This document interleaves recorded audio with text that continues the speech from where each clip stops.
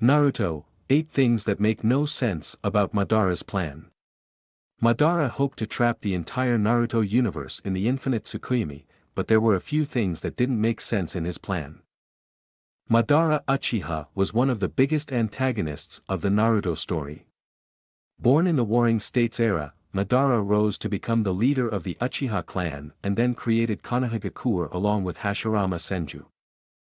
Later, however, Madara defected from the village as he found a different way to achieve what he considered to be true peace.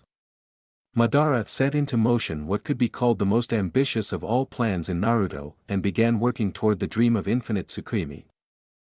However, some things about Madara's plan simply didn't make much sense. 8. Madara banked on luck a lot to make his plan work. After reading the Uchiha stone tablet, Madara found a way to bring true peace to the world. To accomplish that, he needed the powers of Hashirama as well. Somehow, Madara managed to steal a piece of his flesh, but he was never sure if he'd awaken the Rinnegan. It was only when he was dying that this power awoke. Had Obito not crossed his path, Madara's plan would have failed. This just goes to show that a lot of it was way too convenient to make things easier for him. 7. Madara could have given the Rinnegan to Obito. Madara awakened the Rinnegan and then chose to have it implanted in Nagato Uzumaki's body as he could have handled its powers. As expected, Obito was then responsible for making him use the Rinne Tensei to bring Madara back to life. However, Madara could simply have given the Rinnegan to Obito. While it is true that he was way too young to handle its power, Obito could have preserved the eyes like he did with countless Sharingan.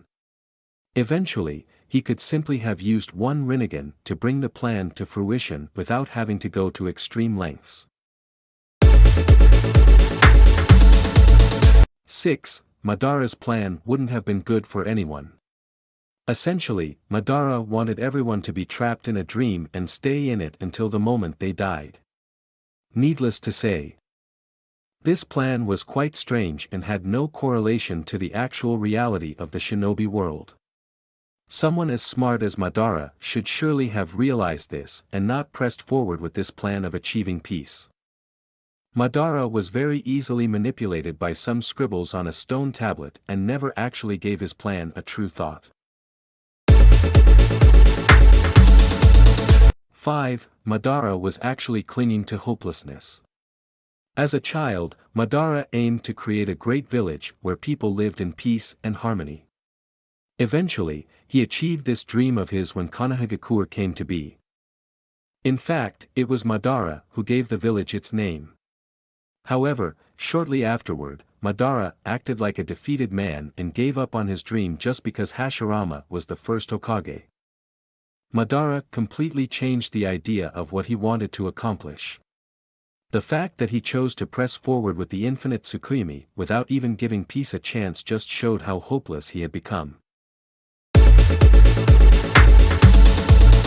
4. Madara went to extremes to attain Hashirama's cells. To see his plan come to fruition, Madara had to take Hashirama's DNA and infuse it into his body. Doing so would mix Indra's chakra with that of Asura and give rise to the Rinnegan.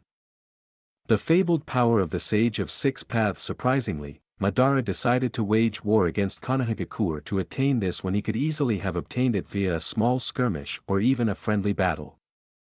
In fact, if Madara had told Hashirama about his incredible plan to give rise to a new power, Hashirama would have willingly helped him if it were for the sake of peace. 3. Madara's eventual plans made no sense at all. Madara planned to trap everyone in infinite Tsukuyomi and then rule over the world as its savior. However, the end goal would eventually take away any role or responsibility from Madara as the savior of the world. All Madara had to do was to wait around and do nothing. Eventually, Madara would have died, and the world would have fallen into an even worse state. Despite claiming to be immortal, Madara would certainly have faced death, given the likes of Hagoromo Otsutsuki and his brother, Hamura Otsutsuki, did as well. 2. Madara decided to trust kids with his plan. Madara was easily among the smartest people in the story, but his plan to return to life with Rinne Tensei was a foolish one, as both Obito Uchiha and Nagato were kids. There were never any guarantees that they would follow his plan, and that's precisely what ended up happening. Obito had no intention of bringing Madara back to life at the expense of his own life.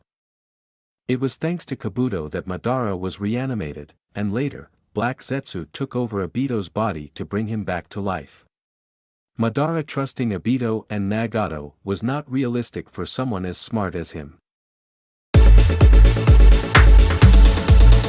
1. Madara should have noticed that the stone tablet was altered. With the power of the Rinnegan, Madara was able to fully decipher the Uchiha stone tablet that Hagoromo Otsutsuki left behind. Sadly, this tablet was altered by Black Zetsu to facilitate the revival of his mother, Kagaya Otsutsuki. However, seeing how the Rinnegan fully understood the writing of the tablet, Madara should have been able to see what exactly Zetsu scratched and altered. For some reason, Madara never even noticed that the writing on the tablet looked off, which simply didn't make sense.